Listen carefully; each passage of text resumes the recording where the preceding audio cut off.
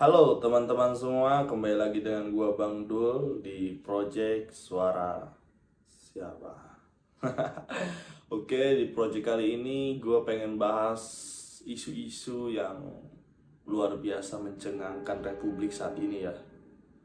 Ya, belum lama terkait isu anak kecil yang dicolok matanya oleh tusukan anak SD dan kabarnya sampai sekarang belum jelas. Dan juga bullying yang belum lama ini, beberapa hari yang lalu terjadi dengan bangganya anak itu membuli dan berakhir juga dipanggil oleh polisi. Syukur alhamdulillah. Tapi bagaimana dengan kabarnya dengan dia ditusuk ya matanya yang kabarnya buta sampai sekarang. Mudah-mudahan segera ditindaklanjuti lah. Tapi guys, ada yang lebih menarik daripada itu semua karena anak dari Bapak Presiden kita yang terhormat Insinyur Haji Joko Widodo, Mas Kaisang Pangarep, menjadi Ketua Umum Partai Solidaritas Indonesia.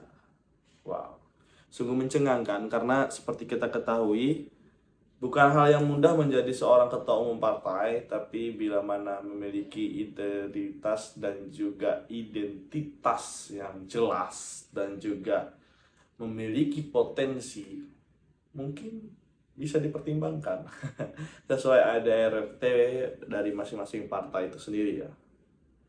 Yang pastinya masuknya Pas Kaesang ke PSI ini memicu banyak sekali kontroversial ya, baik yang pro maupun yang kontra. Ya jelas kalau yang pro yang mendukung gitu. Ya gue pribadi selaku orang yang pernah terjun juga di kepartaian ya, gue dukung apa yang dilakukan oleh Mas Kaisang karena memang betul anak muda itu harus terjun di politik, jangan takut sama politik. Kita harus tahu dalamnya, kita harus tahu sematkan kenapa sih suara anak muda tuh tidak terlalu dengar di partai, karena anak muda di partai itu sedikit. Coba kalau misalnya anak muda di partai itu banyak dan mendominasi, gitu kan. Juga ada yang kontra, dibilang ngapain masuk PSI gitu kan, kenapa nggak partai-partai yang lain. Ada juga yang bilang ojo ke susu, diperhatikan dulu segala macam, wewe bla bla bla lah.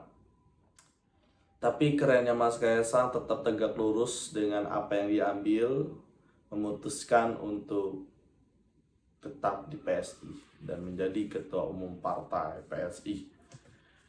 Seperti kita ketahui, suara Pak Jokowi bukanlah suara yang kecil di beberapa pemilu yang sudah lewat. Di 2014 dan 2019 memiliki relawan yang beribu bahkan berjuta-juta. Dan kita ketahui dengan masuknya Mas Kaisang ke Partai Solidaritas Indonesia ini akan merubah wajah baru PSI di 2024. Itu prediksi saya. Kenapa saya bilang begitu? Kenapa gue bilang begitu? Karena dengan image Kaisang seorang anak daripada Presiden Joko Widodo, itu akan membuat stigma dari para relawan-relawan Jokowi yang merasa, wah ini ada harapan baru nih. Karena kecintaan mereka kepada Pak Jokowi, ada nih mutiara baru nih, penerus beliau. Karena seperti kita ketahui kalau Mas Gibran kan di PDI ya, dan seperti kita ketahui isu dari partai itu sendiri sekarang sudah banyak sekali dijadikan meme. Sorry ya partai PDIP ya, banyak dijadikan meme, banyak diolok-olok oleh anak-anak muda, banyak ya, banyak mendapatkan kritikan-kritikan lah partai PDIP saat ini. Apalagi dengan ada beberapa politik senior yang dia selalu kalau mengkampanyekan itu, jangan memilih pemimpin yang memiliki latar belakang pelanggaran HAM. Waduh, itu sebenarnya udah nggak harus lagi ya kita bahas yang seperti itu. Jujur kalau gue pribadi sekarang tuh mungkin saran ya, lebih ke tupoksinya aja, lebih ke projectnya aja, lebih ke visi dan misi dari calon itu sendiri yang ditawarkan, yang diberikan kepada masyarakat. Karena masyarakat itu sudah pinter, apalagi untuk 2024 ini, suara anak muda itu adalah suara yang terbanyak, gitu ya. Jangan sampai dengan kampanye-kampanye kalian yang masih seperti ini untuk semua partai ya, kampanye-kampanye kalian yang masih selalu menggoreng, menjelek-jelekan partai-partai lain, itu akan membuat anak-anak muda malah benci kepada partai. Dan seperti kita ketahui, itulah yang tidak diinginkan oleh anak-anak muda yang terjun ke partai, salah satunya Mas Kaisang. Gitu. Kita jangan takut berpartai, betul. Tapi kalau misalnya senior-senior dari partai itu sendiri masih sering menggoreng-goreng hal-hal seperti itu, selalu mengungkit-ungkit masa lalu, itu untuk anak muda itu bullshit, man. Karena yang anak muda pikirkan tuh bukan wah kalau dulu itu kayak ya gimana ya, ya itu kan dulu gitu, dulu dan nggak akan bisa terulang lagi gitu ya, logikanya ya. Untuk terulang lagi itu kemungkinan besar tuh sangat kecil lah gitu. Sekarang tuh justru kita yang harus pikirkan tuh bagaimana mengatasinya gitu kan, agar tidak terjadi lagi. Terus bagaimana mengubah skema yang sudah ada menjadi lebih baik, yang sudah baik menjadi lebih baik, yang sudah aktif menjadi lebih aktif, yang sudah berjalan terus berjalan sampai selesai gitu kan. Udah nggak harus kampanye, wah jangan pilih begini gini gini, wah miris sih kalau misalnya masih ada yang kampanye masih menjelek-jelekan orang lain ya. Dan gue pribadi bukan pemilih Pak Jokowi, dari dulu gue pemilih Prabowo. Tapi ketika Pak Prabowo masuk ke kabinet itu asa dongkol ada. Tapi ketika apa ya, mungkin hati Pak Prabowo lebih bersih daripada gue gitu.